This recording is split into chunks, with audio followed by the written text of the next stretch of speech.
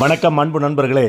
பெருந்தலைவர் காமராஜர் அவர்கள் முதலமைச்சராக இருந்த சமயம் டில்லிக்கு ஒரு தடவை பிரதமர் நேரு அவர்களை சந்திப்பதற்காக சென்றிருந்தார். அப்படி அவர் சென்றிருந்த சமயத்தில் பிரதமர் நேரு அவர்கள் மிகவும் முகவாட்டத்துடன் காணப்பட்டார். அப்போது முதலமைச்சர் காமராஜர் கேட்டார், எதற்காக இவ்வளவு முகவாட்டத்தோடு இருக்கிறீர்கள் என்று கேட்டார். அதற்கு பிரதமர் நேரு அவர்கள் சொன்னார், நம்மளுடைய படை தளபதி இராணுவ தளபதி திம்மையாவுக்கும் பாதுகாப்புத்துறை அமைச்சர் வி.கே. கிருஷ்ணமேனன் அவர்களுக்கும் கொஞ்சம் கூட ஒத்துப்போக மாட்டேன் என்கிறது. என்ன செய்வதென்றே தெரியவில்லை. இவர்கள் இருவரும் எப்பொழுதுமே சண்டை போட்டுக்கொண்டே இருக்கிறார்கள். அதனால் மிகவும் மன வருத்தமாக இருக்கிறது.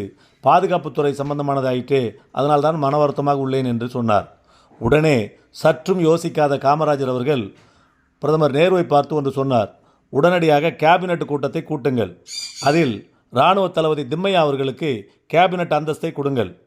கொடுத்து ஒரு 6 மாத காலம் இராணுவ சம்பந்தமான சுற்றுப்பயணத்திற்கு வெளிநாடுகளுக்கு அனுப்புங்கள். கையில் நிறைய பணமும் கொடுத்து அனுப்புங்கள்.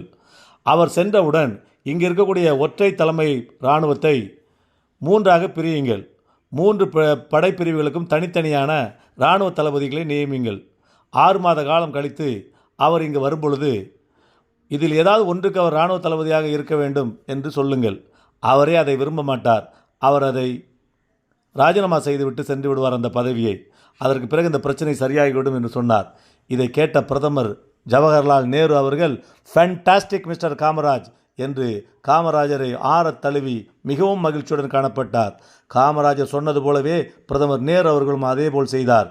அதேபோல் திம்மையாவும் திரும்பி வந்தார், பதவியை ராஜினாமா செய்தார். நம்மளுடைய நாடு இராணுவ ஆட்சி இல்லாமல் இன்று வரை தப்பித்து வருவதற்கு காரணம் காமராஜரின் இந்த முப்படை திட்டம்தான் காரணம். எவ்வளவு பெரிய நுண்ணறிவு பாருங்கள்.